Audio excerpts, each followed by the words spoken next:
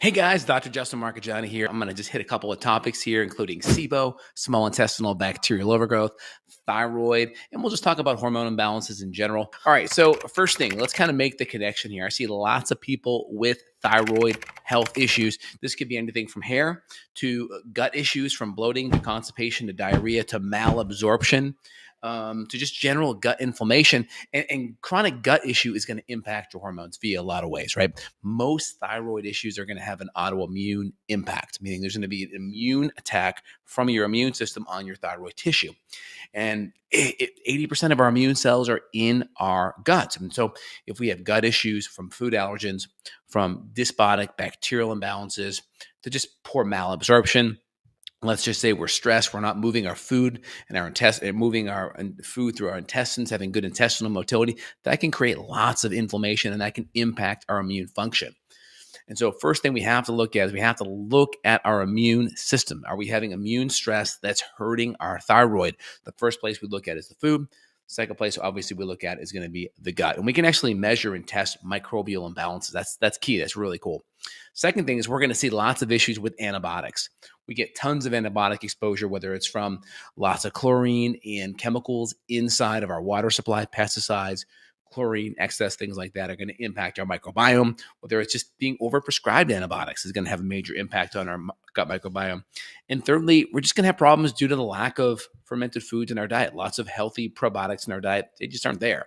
And that's also going to have a major impact too. Second, we're overly stressed. We're not making enough acid. We're not making enough enzymes. That's going to be impacting how we digest and break down our foods. And so poor digestion is going to impact our ability to absorb foods. It's also going to impact our ability to have good, healthy motility. The more stressed we are, the more we're going to be activating our sympathetic nervous system, which is going to be moving blood flow towards the extremities, to the hands and feet, and away from the intestines to be able to digest, break down, and absorb. So it's very important that when we're dealing with thyroid health, that we're getting healthy levels of selenium. We're not overdoing the iodine. Iodine's kind of a controversial thing. I typically say, keep it under a milligram or so, maybe a half a milligram, a microgram. So under 1 milligram, so about 500 micrograms or so is good. There's studies on too much iodine can increase Hashimoto's and increase antibody attacks. We just got to be careful. A lot of people talking about overdoing the thyroid, the iodine for the thyroid. And some of the data on that showed that, a lot of the Japanese islanders, where a lot of these studies were based off of, weren't getting the 10 to 15 to 20 milligrams of iodine. They were getting maybe 10% of that, 1 to 2. And so mega dosing iodine could be problematic. It's not typical. It's not what we're going to see. And if you overdo it in a supplement, that could potentially increase antibodies. And that could increase a lot of hydrogen peroxide due to the iodination process. You have these sodium iodine symporters that help bring iodine into the cell. That binds iodine to tyrosine and makes your T4. And then during that process, you are actually going to be creating hydrogen peroxide. So when you overstimulate that with extra iodine, you're spitting off more hydrogen peroxide. And if you don't have adequate levels of selenium, that could potentially cause more hydrogen peroxide and create more thyroid inflammation. And so when it comes to SIBO, how do we diagnose that? First thing is, if you feel better on a low FODMAP diet, that's a pretty telltale sign for me. So if we cut out the fermentables, that's a good sign that we're on the right track.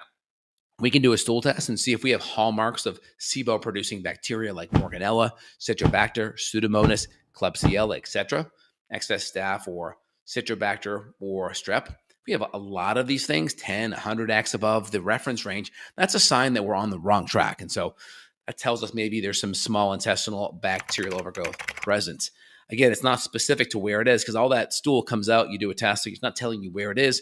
We can also run a breath test if we're curious, lactulose breath test, swallow some lactulose solution, measure it every 20 minutes, see where that happens, especially if it's before 2 hours. We kind of know that it's going to be more in that small intestinal region. Also, organic acid testing can be helpful.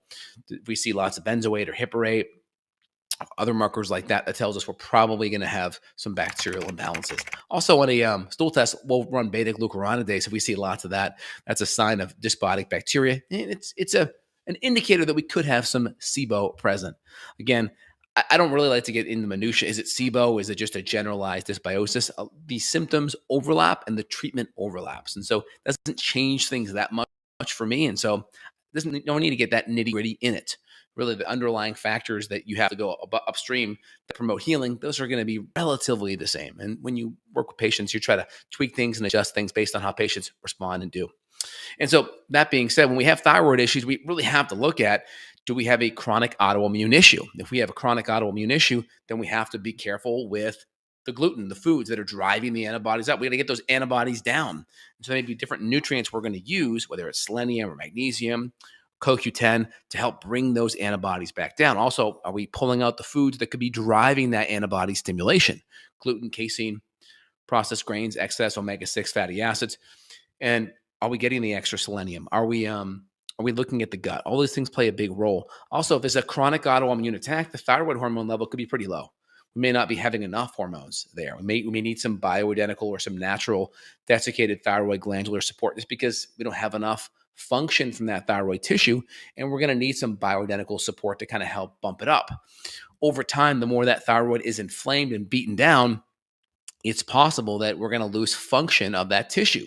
So those functional follicles, that follicular tissue in that thyroid gland, it loses the ability to synthesize and make thyroid hormone. And so if that's the case, we may need to provide some additional non-desiccated thyroid support to get that hormone level up to at least mid-range, right? If we see elevated TSH or T3 in the bottom 25% of the range, we may need some support there. So you got to look at each person individually.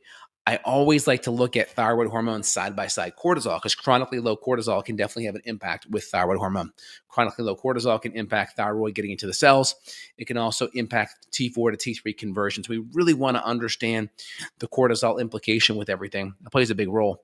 Now, I'll also look at mitochondrial function side by side adrenals and thyroid, because we're going to need good B vitamins, good methylation. We're going to need good folate and B12 and B6.